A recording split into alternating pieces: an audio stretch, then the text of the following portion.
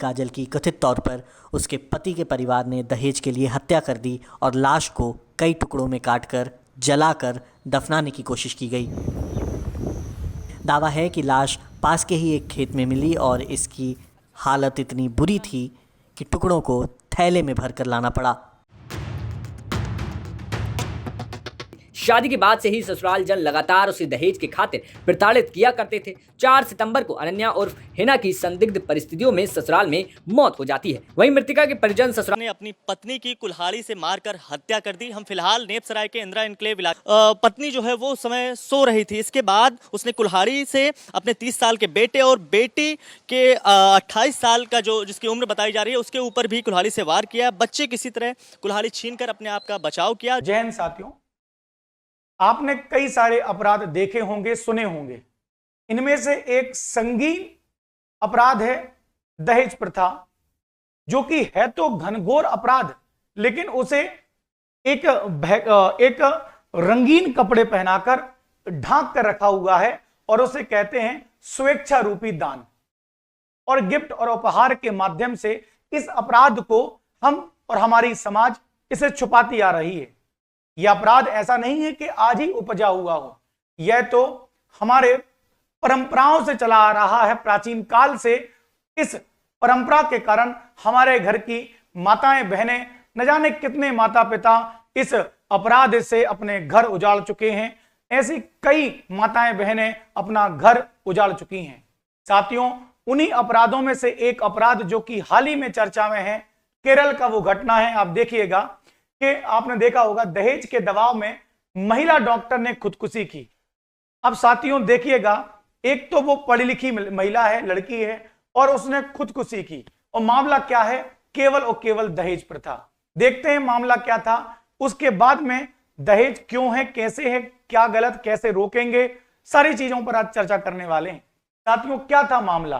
तो मैं आपको बता दूं, केरल का एक मामला है, नाम है सहाना, और वह जिस लड़के से शादी करना चाह रही थी, शादी फिक्स हो गई थी, बशर्ते लड़के ने अचानक शादी करने से पहले दहेज की डिमांड कर दी। और डिमांड भी क्या, कोई पैसा मांगता है, भाई साहब ने BMW मांग लिया, जमीन मांग ली, सोना चांदी मांग ली। स्वाभाविक बात है, लड़की का माता पिता वैसे ही लड़की की परवरिश में बहुत कुछ खर्च कर देता है, फिर शादी की एक टेंशन रहती है, और उस बीच लड़के वालों की यह डिमांड दहेज, लड़के का और लड़की का परिवार दहेज ना दे पा रहा था, और कहीं ना कहीं लड़के वालों से प्रेशर था दहेज के रूप में। शादी टूट गई। इसी चलते हुए वह डिमोटिवेट हो गई और एक प्रेशर में हो गई, क्योंकि आप जानते हैं समाज में एक मान मर्यादा, एक प्रतिष्ठा जैसी चीज है, जिसे कहीं ना कहीं लड़की के माता पिता बहुत इस चीज पर गौर करते हैं। साथियों, इसी दबाव में चलते, इसी मान मर्यादा को जो ठेस पहुंची, उसी के चक्कर में बेचारी लड़की ने आत्महत्या कर ली। अब आत्महत्या, पहली बात तो किसी भी चीज का जवाब नहीं होता, उसका हल नहीं होता, बशर्ते ये एक ऐसा दबाव है, क्योंकि कहीं ना कहीं व्यक्ति अपने दिल को भी लगा बैठता है। एक दो परिवारों का मान सम्मान की बात भी पहुंच जाती है, और खासकर लड़की के माता पिता इसे अपने प्रतिष्ठा पर ले लेते हैं। और कई लोग क्या करते हैं, अपना घर द्वार, गाड़ी, जमीन सब बेचकर लड़के वालों की डिमांड पूरी करते हैं, और कई बार नहीं कर पाते हैं तो शादी टूटने जैसी आप खबर सुनते होंगे। साथियों, आज अगर मैं बात करूं दहेज प्रथा के कारण हमारे भारत में क्या स्थिति है, तो आप देख रहे हैं रोजाना 17 महिलाएं इस दहेज के कारण आत्महत्या कर लेती हैं। कई की शादी टूट जाती है, तो कई शादी होने के बाद उनके सास ससुर के द्वारा दहेज के चक्कर में उन्हें परेशान, उन्हें प्रेशर, उन्हें घरेलू हिंसा का शिकार होने के कारण वह या तो आत्महत्या कर लेती हैं या तो वो घर छोड़ देती हैं। लेकिन रिकॉर्ड के अनुसार 17 महिलाएं ऐसी हैं जो रोजाना दहेज के कारण साथियों आत्महत्या कर लेती हैं। दहेज का कारण और क्या हो सकता है साथियों? तो दहेज का कारण यही है कि कहीं ना कहीं एक लालच जो हमें दूसरों से लगी है कि नहीं, हम अपने लड़के की शादी करेंगे तो हमें फलाने से, उस लड़की वालों से इतना पैसा आ जाएगा। साथियों, दहेज नहीं, ये एक प्रकार से अपने लड़के को बेचना हुआ, एक लड़के को बेचना हुआ। साथियों, हाल ही में एक वीडियो आया है, सामने आपने देखा होगा, इस वीडियो को जरूर देखें। में 3 करोड़ 21 लाख रुपए खर्च किए। जब ये थाली में कैश लेकर पहुंचे तो सभी देखते रह गए। गहने, कपड़ों से अनाज तक, ट्रैक्टर ट्रॉली, स्कूटी और अन्य सामान भी दिए। ये मामला जिले के जायल इलाके के झाड़ेली गांव का है। इसके बाद आज अगर हम बात करें कि दहेज है क्या और दहेज के पीछे कहानी क्या है, तो साथियों मैं आपको बता दूं, दहेज में केवल लड़के वाले गलत नहीं है, इसमें लड़की वालों का भी हाथ है। आप देखिएगा, साफ साफ लिखा है, ऐसा नहीं है कि दहेज कुप्रथा के मामले में दोषी केवल एक पक्ष है, बल्कि समाज में रहने वाला हर तबका सामूहिक रूप से जिम्मेदार है। माँ बाप अपनी बेटी के लिए अच्छे इंसान के बजाय घर, मकान और पैसा अधिक तलाशते हैं। करेक्ट बात सही गई। ये लड़की के माता पिताओं की भी गलती है कि वह आज केवल और केवल अच्छे लड़के की परिभाषा के रूप में केवल सरकारी नौकरी देखते हैं। सामने वाला सरकारी नौकरी है, बस वो बेस्ट है। उसका घर कैसा है, उसके माता पिता कैसे हैं, उसके गुण कैसे हैं, अवगुण गुण पर कोई चर्चा नहीं होती। लड़का सरकारी नौकरी पर है, खेती किसानी है, ट्रैक्टर है, 4 व्हीलर है, अच्छा दिखता है, बस खत्म, लड़की का ब्याह कर दिया। वो लड़की की सोच उसके साथ मिलती है, लड़के की सोच क्या है, उसके परिवार की सोच क्या है, इससे कोई मतलब नहीं रहता। बस लड़के की सरकारी जॉब है, वह वेल सेटल्ड है और शादी कर दी। साथियों, प्राचीन काल की यदि हम बात करें तो प्राचीन काल में भी ऐसा नहीं हुआ करता था जैसा आज हो रहा है। अगर हम बात करें कि सर दहेज है क्या, उससे पहले एक चीज मैं आपको बता दूं, प्रेम के पक्ष में कवित्री सीमा जी कहती हैं, लड़कियां ब्याही जाती हैं सरकारी नौकरी से, दुकानों से, बस वो ब्याही नहीं जाती तो सिर्फ अपने प्रेमियों से।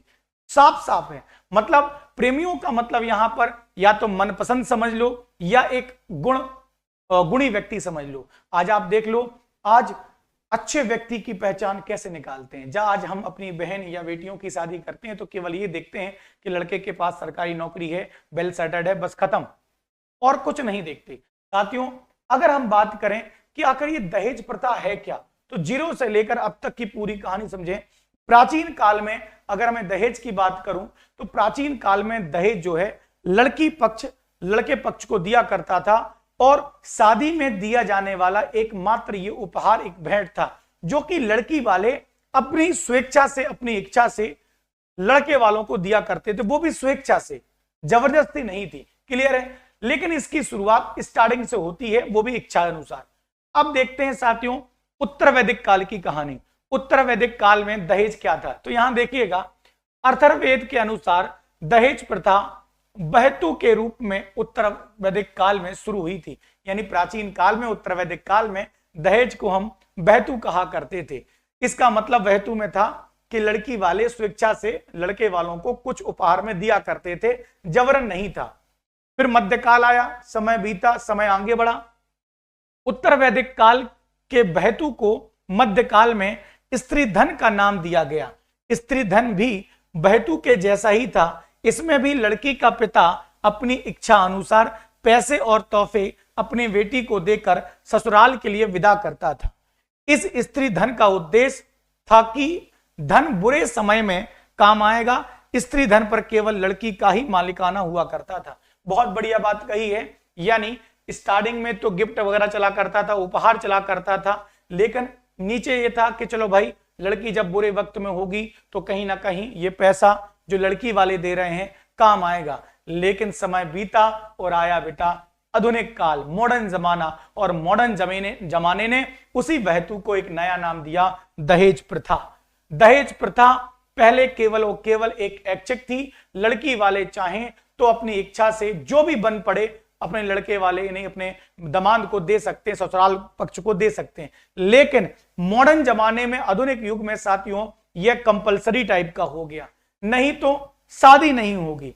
अब साथियों आप देख पा रहे होंगे, अगर शादी नहीं हो, आज तो खुलकर बोलते हैं कि भाई हमारा लड़का कांस्टेबल है, हमारा लड़का एसआई है, हमारा लड़का मतलब रेवेन्यू इंस्पेक्टर है, इतना चाहिए, उतना चाहिए, एक गाड़ी चाहिए, खुलकर जैसे आप अपने लड़के को बेच रहे। साथियों इसी दहेज प्रथा के कारण साथियों न जाने कितने घर न जाने कितने घर टूट गए साथियों, न जाने कितने घर पूरे बर्बाद हो गए, मारी जा रही हैं लड़कियां सिर्फ दहेज प्रथा के कारण। दहेज कम दिया तो घरेलू हिंसा, मारना पीटना और बोलना कि जाओ अपने घर वालों से बोलो कि दहेज दो। अगर परिवार यानी मायका दहेज देने में असमर्थ है तो कहीं ना कहीं लड़की को मारना पीटना, ऐसी आए दिन हमारे देश में घटनाएं हो रही हैं। अब आप कहोगे सर क्या इन घटनाओं को, क्या दहेज प्रथा को रोकने के लिए सरकार के कोई कदम नहीं है? तो नहीं साथियों, सरकार ने इसके कदम उठाए हैं। 1961 में भारत में दहेज निषेध अधिनियम लाया गया, जिसके तहत बहुत सारे उपबंध भी किए गए, दंड का प्रावधान, जुर्माना का प्रावधान, जेल का प्रावधान भी है। बशर्ते मान सम्मान के चक्कर में लड़की वाला जो परिवार होता है उतने अधिक मात्रा में शिकायत दर्ज कराता नहीं है। इसके बदले में लड़की घुट घुट कर या तो ससुराल में दम तोड़ देती है या वह ससुराल छोड़कर अपने मैके में आ जाती है और मैके में रहती है, और मैके में भी फिर चैन नहीं रहता। यहां पे भी कई सारी परेशानियां उत्पन्न हो जाती हैं आजू बाजू का कि भाई तुम्हारी लड़की अब तक ससुराल क्यों नहीं जा रही है ना। तो ये सारी चीजें हमारे देश में है। इसके अलावा मैं आपको बताऊं, अगर वाकई इस देश से दहेज प्रथा समाप्त करनी है और जो कि संभव भी है, वो है आप अपनी लड़की को पढ़ाइए। आप अपनी लड़की को इतना काबिल बना दो कि लड़के वालों की औकात ना हो आपकी लड़की के सामने दहेज मांगने की। आप देखें करण बेदी जी, आप देखें स्मृति मंदाना जी, आप टीना डावी को देखिएगा। हमारी महिलाएं, हमारी घर की लड़कियां आज कहां नहीं है। इनके माँ बाप ने इनको पढ़ाया है, लिखाया है और आज इतने उच्च पदों पर ये बैठी हैं। तुम्हें क्या लगता है कि इतने बड़े पद पर बैठने के बावजूद भी क्या कोई लड़का की हिम्मत है या ससुराल वालों की कि इनसे पैसा मांग ले? और भले ही मांगने की इच्छा रखते हो लेकिन मुंह नहीं खोल सकते, नहीं तो ये हलत टाइट कर देंगी। कारण है कि ये अपने पैरों पे खड़ी है। साथियों, यदि आप अपने बच्चियों को पढ़ाते हैं, आप अपनी बेटियों को पढ़ाते हैं, तो दहेज जैसी चीजों से या दहेज प्रताड़ना जैसी चीजों से आपकी बच्ची कभी नहीं गुजर सकती, कभी नहीं गुजर सकती। ये बात ध्यान रखिएगा। तो इसी के साथ मैं आप सभी से कहता हूं, हमारे देश में नियम बहुत हैं, सरकार ने कानून बहुत बनाए हैं, लेकिन नियमों से ऊपर भी है एक नैतिकता। हमारी नैतिकता है कि हम दहेज का विरोध करें, दहेज लेने वालों का और देने वालों का दोनों का विरोध करें और सिंपल शादी के रूप में हम आगे बढ़ें। जय हिंद साथियों।